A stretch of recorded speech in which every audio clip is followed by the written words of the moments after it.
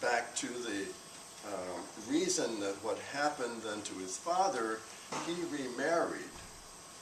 And he married a woman by the name of Josefa, or Josephine in English, Jivota. And Anton's father was, was František, and his name was František, and he, in marrying over, they were only married shortly before František had a problem and his death. Now, this is the story that I heard from Tony Hala, who shared that his family, from his mother Mary, shared, is that František liked people.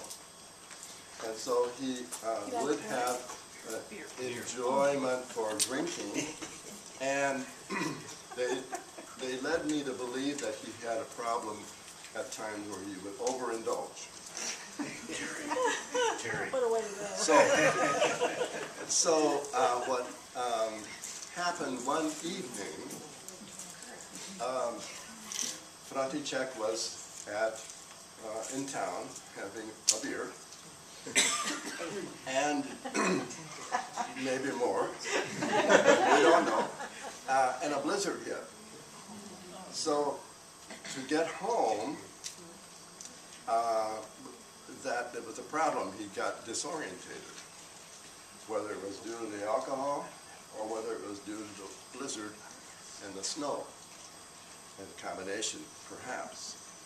But what in the end resulted is that he, on his way home, got disorientated, lost, and stumbled and fell someplace near a tree and froze to death. And the next morning, they looked for him everywhere, and they happened to see this red scarf, which is one that he often wore. It was blowing in the snowdrift just above the snowdrift. That's how they located him the next day.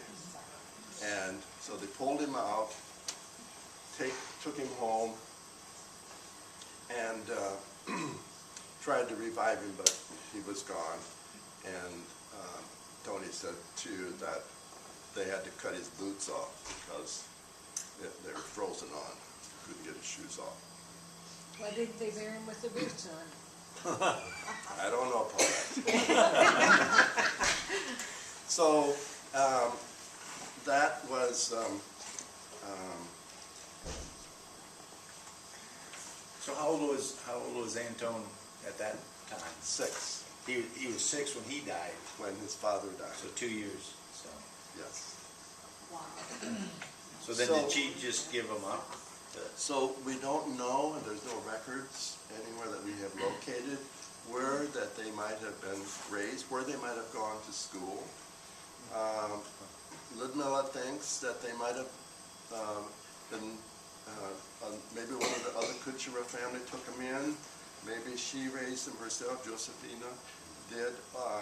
We don't have any records of knowing what happened. And how they ever came to the United States is another puzzle.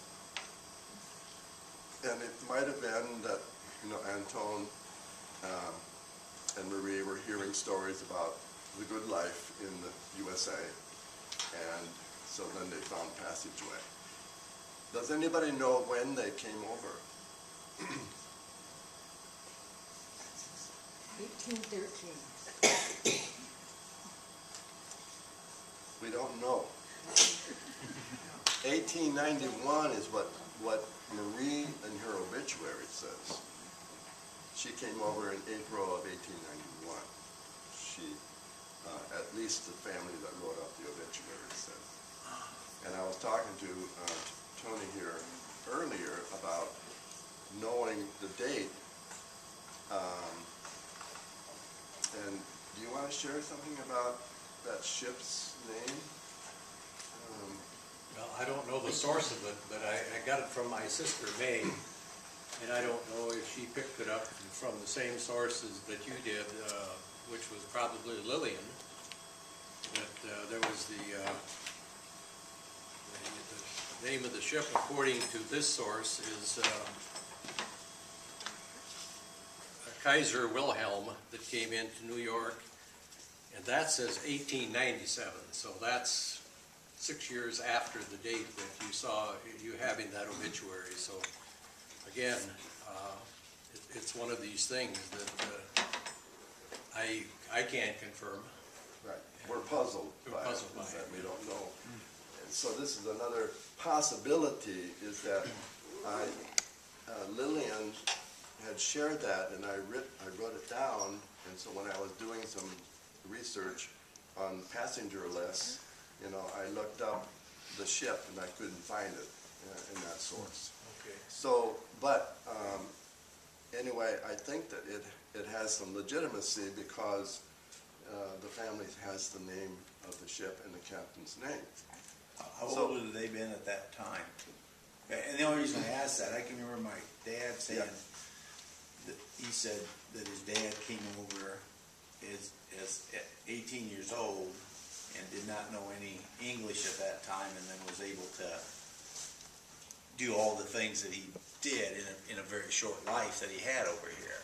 So that was the only reason, you know, he said, you know, that he came over when he was 18. Now, I don't know if that's factual or not factual, I don't know. Well, it's part of the puzzle that we're still trying to figure out, is that the obituary of Antone says he was 18. Okay. About 18 when he came. That So- would have made it 1891. That's what And this talks about, because he was born in 1874. 1874. Well, and Tony, didn't you find out he definitely No. purchased land, like 18, Yeah, So- that was until 1899. oh, he didn't purchase land till, okay, I thought it was sooner than that. So what is the source of his birth date? Oh, I have the record You have from the actual from the Czech Republic's archive that it was not 74, it's 73. 1873, So his, November 14th. okay, this is the death notice as November 17th, 1874, or the card from the funeral home. Yeah, So it's a different year and different date. it is. Okay, but it's November. But that's November is right. right. So it's the, if you look at the record that I have from, I made a copy of the actual site of his birth to be able to, you know, to include in the book, but that's the date that it's recorded. This is the record. And if you can read Czech, you're welcome to translate it.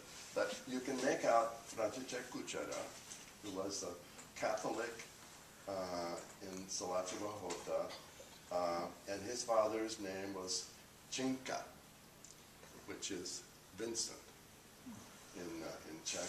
That he came up with Cinka Kucera, and he also was a svobodnik, which means he was a landowner. And in the town of Salačeva Hota, number 10, was where his father lived, house number 10.